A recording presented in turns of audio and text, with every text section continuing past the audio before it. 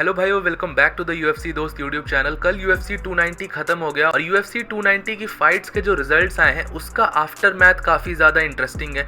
अब यूएफसी के जो 3 ऐसे डिविजन्स हैं जो कि बहुत ही अलग तरीके से शेप इन करेंगे और उनके अंदर एक बहुत ही वियर्ड सी सिचुएशन बन के आएगी जो कि मैं आप सबके साथ इस वीडियो में डिस्कस करूंगा। लेकिन उससे पहले आप सब वीडियो को लाइक कर दीजिएगा और चैनल को सब्सक्राइब कर दीजिएगा यूएफसी का ऐसा ही कॉन्टेंट हिंदी में एंजॉय करने के लिए। तो भाइयों, सबसे पहले हम यहाँ पर बात करेंगे ये लाइट वेट और फेदर वेट डिवीजन में जो चीज़ें स्टार्ट होंगी अब UFC 290 के बाद, क्योंकि आप देख सकते हैं यहाँ पर एक तरीके से प्री कंसीव नोशन चल रहा था और मैं भी ये मानता था कि अगर वोल्कानोव्स्की यहाँ पर जीतता है तो डेफिनेटली उसको ही टाइटल शॉट मिलने वाला है UFC 294 में इस्लाम मकाशेव के अगेंस्ट। बट भाइयों, यहाँ पर सिनेरियो ऐसा हो रखा है कि UFC 294 में इस्लाम मकाशेव का कोई भी यहाँ पर सिनेरियो कंप्लीट नहीं हो पाया है, कोई भी अपोनेंट यहाँ पर कंफर्म नहीं हो पाया है। सबसे पहले अपना पुल आउट करा, यहाँ पर से अपने आप को विड्रॉ करा चार्ल्स ओलिवेरा, जो कि नंबर 1 कंटेंडर है लाइट वेट डिवीजन के। उन्होंने बोला कि वो अक्टूबर तक प्रिपेयर नहीं हो सकते हैं क्योंकि अक्टूबर तक कम टाइम है, वो नवंबर वाले इवेंट में या दिसंबर वाले इवेंट में फाइट करना चाहते हैं, अक्टूबर में वो फाइट नहीं करना चाहते। और दूसरी तरफ जो हमारी सबसे बड़ी उम्मीद थी कि चलो अब चार्ल्स ओलिवेरा हट गए तो अलेक्जेंडर वोल्कानोव्स्की को ही टाइटल शॉट मिलने वाला है। तो अलेक्जेंडर वोल्कानोव्स्की ने ये रिवील करा है कि उनको इंजरी हो रखी है, उनको आर्म की सर्जरी चाहिए अपनी और वो रिहैब वगैरह में जाएंगे। लेकिन उन्होंने पूरी कंप्लीटली रूल आउट तो नहीं करा है, बट एक पॉसिबिलिटी है कि वो इस फाइट को नहीं लेंगे और मोस्ट प्रॉब्ली अगर सर्जरी कुछ ज़्यादा डीप रही या कोई बहुत बड़ी इंजरी रही तो वोल्कानोव्स्की खुद में भी एक बहुत स्मार्ट फाइटर है, वो अननेसेसरी रिस्क इतने बड़े अपोनेंट के अगेंस्ट नहीं लेगा। और मुझे ऐसा लगता है कि 50-50% चांसेस हैं कि वोल्कानोव्स्की को ये रीमैच मिलेगा, वरना वोल्कानोव्स्की ऐसा भी हो सकता है कि वो सिट आउट कर सकता है और जब तक वो पूरा हील ना हो तब तक वो इस्लाम मकाशेव से फाइट नहीं कर सकता। तो भाइयों, यहाँ पर बहुत ही वियर्ड सिचुएशन बन गई है इस्लाम मकाशेव के लिए। तो इस्लाम मकाशेव के लिए जो पोटेंशियल 2 सबसे बड़े कंटेंडर्स थे, चार्ल्स ओलिवेरा और अलेक्जेंडर वोल्कानोव्स्की, दोनों ही कह रहे हैं कि वो UFC 294 तक मोर और लेस प्रिपेयर नहीं हो पाएंगे और वो फाइट नहीं करेंगे। तो अब इस्लाम मकाशेव फाइट किससे करेंगे? इसी के रिगार्डिंग इस्लाम मकाशेव ने कल एक ट्वीट डाला जिसमें उन्होंने डेना वाइट को टैग करके टाइम एंड लोकेशन पूछा कि कब उनकी फाइट होगी और किसके अगेंस्ट उनकी फाइट होगी। मेरे हिसाब से तो अभी फिलहाल के लिए यहाँ पर चार्ल्स ओलिवेरा और अलेक्जेंडर वोल्कानोव्स्की दोनों को ही आप ऐसा मानो कि इनको नहीं मिलेगा टाइटल शॉट या ये दोनों ने ही विड्रॉ करके चला है। क्योंकि देखिए, चार्ल्स ओलिवेरा ने क्लियरली बोला है। अब चार्ल्स ओलिवेरा किस लिए बोल रहा है? देखिए, बहुत सारे लोग बोल रहे हैं कि चार्ल्स ओलिवेरा यहाँ पर भाग रहा है या अलेक्जेंडर वोल्कानोव्स्की भाग रहे हैं, दोनों स्कैर्ड है इस्लाम मकाशेव से वगैरह वगैरह। देखिए, यहाँ पर चार्ल्स ओलिवेरा भी थोड़ा स्मार्ट गेम खेल सकता है, भले वो स्कैर्ड हो या ना हो इसका मैं नहीं कह सकता, बट एक स्मार्ट डिसीजन जरूर से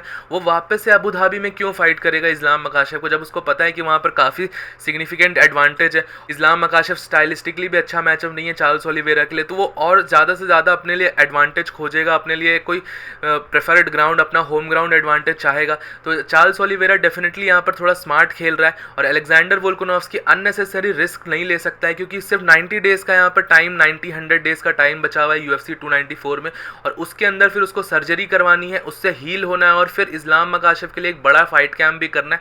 तो ये सारी चीजें मुझे नहीं लगता पॉसिबल हो पाएंगी इतनी जल्दी। साथ ही साथ यहाँ पर फेदरवेट डिवीजन में इलिया टोपुरिया भी आ रखा है मिक्स में अलेक्जेंडर वोल्कानोव्स्की को चैलेंज करने के लिए उनकी खुद की 145 की फेदरवेट चैंपियनशिप के लिए। तो ये इलिया टोपुरिया भी यहाँ पर मिक्स में आ रखा है, तो एक काफी वियर्ड सी हॉट स्पॉट सिचुएशन बन रखी है। अब देखने वाला होगा कि ये सारी चीजें कैसे प्ले आउट करती है। अब मैं आप सबको यहाँ पर बताता हूँ मिडिल वेट डिवीजन में जो चीजें चल रही हैं। मिडिल वेट की भी एक बहुत ही इंपॉर्टेंट फाइट थी UFC 290 में, जिसमें ड्रीकस डु प्लेसिस ने एक बहुत ही शॉकर तरीके से रॉबर्ट विटेकर, जो कि मेरा पर्सनल बहुत फेवरेट फाइटर है, उसको हरा दिया और मैं इस चीज से काफी ज्यादा सैड हूँ पर्सनली।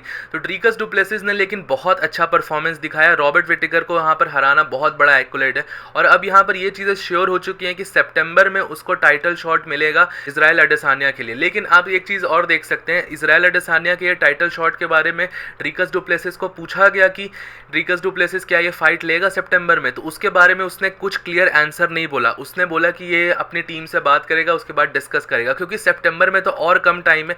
अभी उसने फाइट करी है और वापस से उसको प्रिपेयर करना होगा इजराइल अडेसानिया के लिए, क्योंकि देखिए इजराइल अडेसानिया के अगेंस्ट एक ही शॉट मिलेगा ड्रीकस डु प्लेसिस को भी और वो इस शॉट को पूरी तरीके से फुल कैंप में फुल प्रिपेयर्ड होकर फाइट करना चाहता है। तो ये भी एक वियर्ड सी सिचुएशन है ड्रीकस डु प्लेसिस को टाइटल शॉट का भी। और भाई मिडिल वेट डिवीजन में एक और कंट्रोवर्सी आ गई है सामने कि कल जब इजराइल अडेसानिया ऑक्टागन में आए थे फेस ऑफ करने के लिए ड्रीकस डु प्लेसिस से, तो वहां पर उन्होंने एन वर्ड यूज करा था, एक रेसिस्ट स्लर होता है वो यूज करा था ड्रीकस डु प्लेसिस के अगेंस्ट। यूजुअली तो आप देख सकते हो जो एन वर्ड होता है वो जो ब्लैक लोग होते हैं वो आपस में अंदर बोलते हैं, बट ड्रीकस डु प्लेसिस अपने आप को क्लेम करते हैं कि वो भी अफ्रीकन है। तो एक तरीके से आप समझ सकते हो इजराइल एडेसानिया एक रेशियल टर्म यूज कर रहे थे ड्रीकस डुप्लेसिस के अगेंस्ट और ट्राई कर रहे थे कि ड्रीकस डुप्लेसिस को वो पोक करे और ड्रीकस डुप्लेसिस भी सामने से वो कुछ ऐसा चीज़ें बोल दें।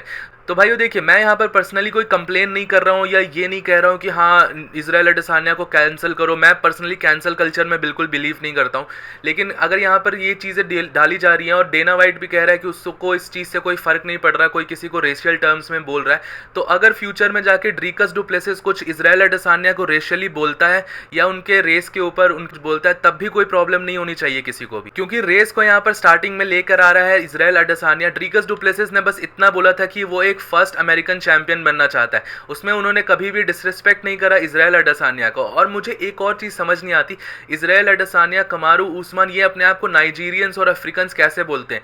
यूएफसी के अंदर जो ये थ्री अफ्रीकन चैंपियंस की बात करी जाती, उसमें से सिर्फ फ्रांसिस एनगानू एक ट्रू अफ्रीकन था, क्योंकि वो कैमरून से खुद आया था, कैमरून में ही था उसका सब कुछ, और वहां पर उसने पूरा पला बड़ा, वहां पर वो रहा और उसके बाद उसने यूएस में जाके चैंपियनशिप जीती।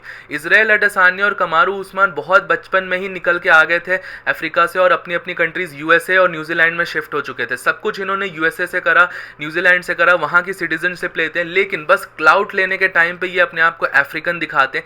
सिमिलरली आपने देखा होगा इंडिया के अंदर भी बहुत सारे लोग होते हैं जो फॉरेन चले जाते हैं। मैं ये नहीं बोल रहा हूँ फॉरेन जाना गलत है, आप बाहर जाके भी सेटल हो सकते हो, नो प्रॉब्लम, बट आप बाहर जाके सेटल होते हो तो वहां पर आपने एक चॉइस लिया है अपनी कंट्री को छोड़ने का, और फिर जब क्लाउड के लिए बस इंडिया का नाम लेते हैं, और अपनी साउथ एशियन कंट्रीज का हमको पता है ऑडियंस बहुत ज़्यादा होती है, इंटरनेट पे फॉलोइंग बहुत ज़्यादा होती है, इंडियंस की प्रेजेंस बहुत ज़्यादा है, तो इंडियन लगा देंगे अपने टाइटल्स में और अपने आप को क्लाउड चेजिंग करने लग जाएंगे। तो ये सारी चीज़ें सेम यहाँ पर इजराइल एडेसानिया और कमारू उस्मान भी कर रहे हैं नाइजीरिया का होके, कि वो नाइजीरियंस है, उनके अंदर ओरिजिनल अफ्रीकन जीन्स है वगैरह वगैरह। उन्होंने अपनी नेटिव कंट्रीज को बहुत यंग एज पे छोड़ दिया था और पूरी तरीके से ये रिप्रेजेंट यूएसए और न्यूजीलैंड को ही करते हैं। तो मुझे ये समझ नहीं आता कि ये अफ्रीकन चैंपियंस कैसे होंगे।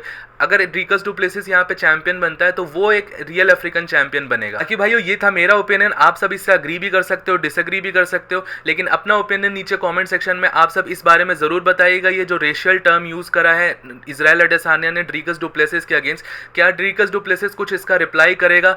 तो ये चीजें सही होंगी या गलत होंगी? जो भी आपका ओपिनियन होगा प्लीज मुझे नीचे कमेंट सेक्शन में जरूर बताइएगा। बाकी भाइयों आप सबको वीडियो पसंद आई होगी तो वीडियो को लाइक कर दीजिएगा, चैनल को सब्सक्राइब कर दीजिएगा। ऐसा ही यूएफसी का कंटेंट हिंदी में एंजॉय करने के लिए मिलता हूं आप सबको नेक्स्ट वीडियो में अगले अपडेट के साथ। Bye bye.